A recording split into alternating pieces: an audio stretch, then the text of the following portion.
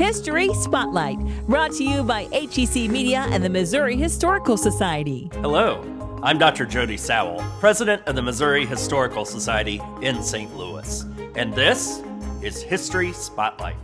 The world's first Ferris wheel loomed over St. Louis during the 1904 World's Fair. When the event ended, it was brought down with dynamite. But some say part of it may still be buried in Forest Park. Public historian Amanda Clark tells the story of the rise, fall, and enduring mystery of the Great Wheel. When the Eiffel Tower was built for the 1889 World's Fair, it set off a competition for the cities hosting fairs in the following years to try and come up with something so iconic. For the 1893 fair in Chicago, a young engineer came up with a great idea, a massive steel structure that would echo the Eiffel Tower's industrial beauty, but his idea would move. The Ferris Wheel, 264 feet tall and holding over 1,000 people at a time, was such a success that it moved to St. Louis in 1904 for our World's Fair. As with the 1893 fair, the wheel was a financial success while open, but a burden when the fair closed.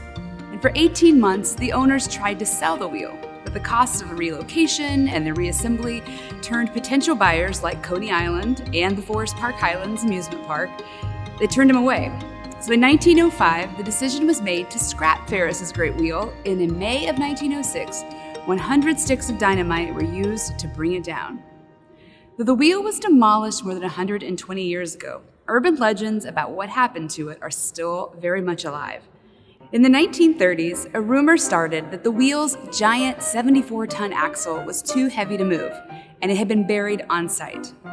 Over the years, people have tried to find it using everything from shovels to radar imaging. Nothing conclusive has ever been found. In 1943, during a scrap metal drive for World War II, the St. Louis Parks Department authorized that a trench be dug in Forest Park in search of the wheel's axle.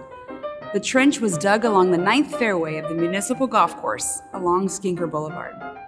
A few pieces of metal were found, like a bolt and remnants of the metal support piers, which were still encased in concrete, but there was no evidence of the large axle. In 1999, a local TV channel sponsored an organized effort to locate the buried axle. Infrared testing found a long cylindrical object underneath Skinker Avenue, near the wheel's original location. And during a live TV broadcast, the excavation team found that their efforts had only uncovered an abandoned lead sewer pipe. There have been attempts to find it using radar imaging that were convincing, but inconclusive. That original rumor said that the axle was too big to move, but it had actually been moved twice already. Once when it was taken down in Chicago and moved to amusement park, and the second time when it was moved to St. Louis, so there's that. Also, while it was, in 1904, too big to cut up, the metal still had value. We have letters from people that worked with the demolition company that said it sat in their scrapyard in Chicago for years, and once they had the torches to cut it up and sell it, they did. To me, the clearest piece of evidence comes from a recently discovered mention in the newspaper from 1906, saying, quote, "The last of the Ferris wheel has been taken away. The 70-ton axle, which embedded itself deep in the ground when the wheel was dynamited, was pulled from its resting place by means of a huge derrick. It was found necessary to blow off the flanges from the axle with dynamite before it could be loaded on a car." End quote. To learn more about the Missouri Historical Society, visit mohistory.org.